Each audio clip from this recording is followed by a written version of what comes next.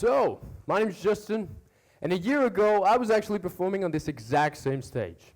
Yes, I was here a year ago. My family was lined up in the front row, all of them. I was 18 and naive. So, here's the story. I jump on stage, yes, because I was a speaker, would have been wild otherwise, and I understand I should start speaking. So I go, I start speaking, 45-second pass, a great start, just like I practiced. And that's what I look like. Here's a picture, another picture, and another. But the next sentence that's supposed to come out, though, isn't so clear. Like, I'm not sure if it plugs in here or in next later, or did I already say that? Yeah.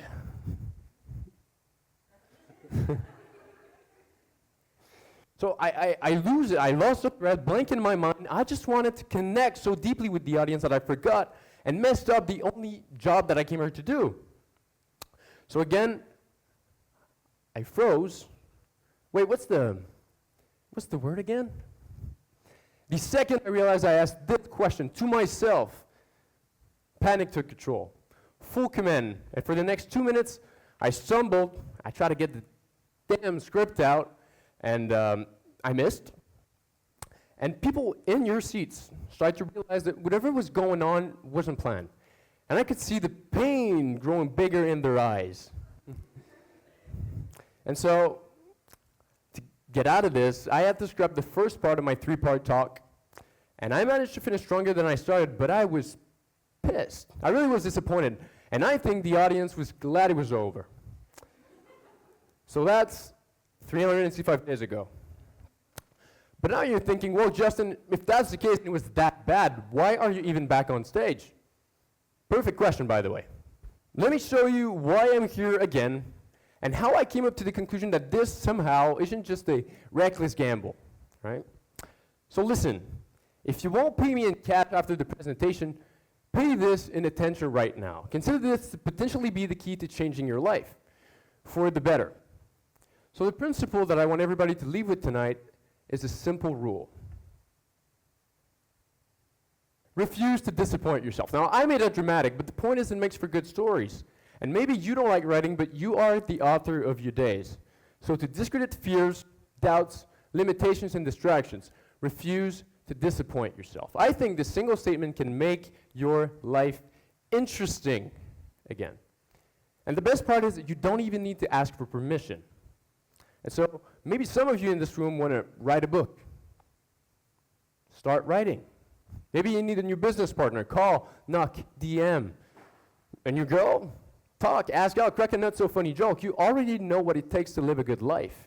To give more than you take, to love more than you hurt, to do hard things, love your family, and work on meaningful projects. The hard part is not letting the chaos dictate your life. So when life gets in the way, well, refusing to disappoint yourself is your G.P.S. G.P.S., remember that. That being said, you might walk out of here tonight feeling inspired, and that's great. Inspiration is a spark. But here's the thing with sparks. If nothing catches fire, they eventually fade. So you'll have ideas on your way home, things you want to start, habits you want to fix, maybe even people you want to become more like. And I think that's beautiful. I love that for you. But where I want us to go tonight is beyond that, past inspiration and into application. See, the goal is not to feel good about new ideas, it's to stop letting them die in your head and start letting them change your life. So, here's how you implement this in real life, in your life, refusing to disappoint yourself. And to do this practically, you need a 3-question filter. And to prove you that it works, let's use it and apply it to a decision I had to make recently. What I've come to realize is that we don't need 10-year plans. What we need is a reliable next step. And the way I'm consistently able to outline those is by running them through 3 filters. So, a 3-question filter. Number 1, does it bring me closer to my goal? Number 2, does it make me respect myself more, even if it flops? And number 3, is it a story I want to be able to tell about what happens next? Okay, so let's rewind. When I first saw the Mio that announced the 2nd edition of TEDx St. Lawrence, It was my best friend here, Louis Felix, that called me out. He said, "Hey, Justin, c'est pour toi," right? And when he said that, I had this unfamiliar wave of stress crawl on me. PTSD, I guess. But the point was, I didn't know what to do. Right? Go for it and risk round 2 of the biggest embarrassment of my life. I mean that. Or not go for it. So, number 1. Does it bring me closer to my goal? Now, to answer this question, you must first know what your goal is. You need a vision for the future.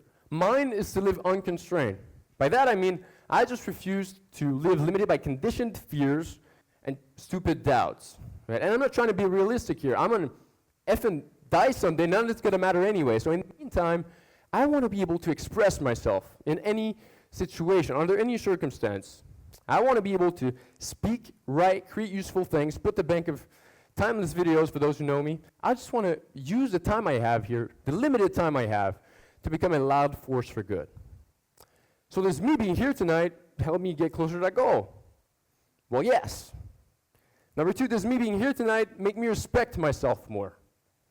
I'm going to tell you guys, yes, absolutely. Even if it flops. And number 3, is it a story I want to be able to tell? Let's see, let's play it out. So I performed last year, and I mess up my talk to the point of seeing literal pain in the eyes of the audience. And a year later, I say, let's do it again, right? And so despite the fear, despite knowing I could have done better, I decide to show up again and use the hard-earned experience to create something that resonates with people. I turn a strike into a strength, leading by example. So I'm asking you guys tonight, is that a good story? And I say this, but this is my actual thought process for figuring out if I even want to be here or not. And so is it a story I want to be able to tell my grandkids? You bet. Hell yes. That makes 3 questions, and it's great to be here. Now, if you were to accept this idea and implement it in your life, I think 2 things would happen. Number 1, you would start to feel alive again, free to try new things and be seen trying, and that's important. And number 2, you would reignite the possibility of having a dream happen. And I think that's what makes life interesting. When you stop trying to have it all figured out from the start, and you just focus on the courage you need to take the next step that lights you up, you can start to see progress and enjoying the fact that you are just doing it. The ups and downs, the success, the stumps, and all the ways you tested that just won't work. When you refuse to disappoint yourself, you're setting a trend, a trajectory. You're sending a very clear signal to your brain.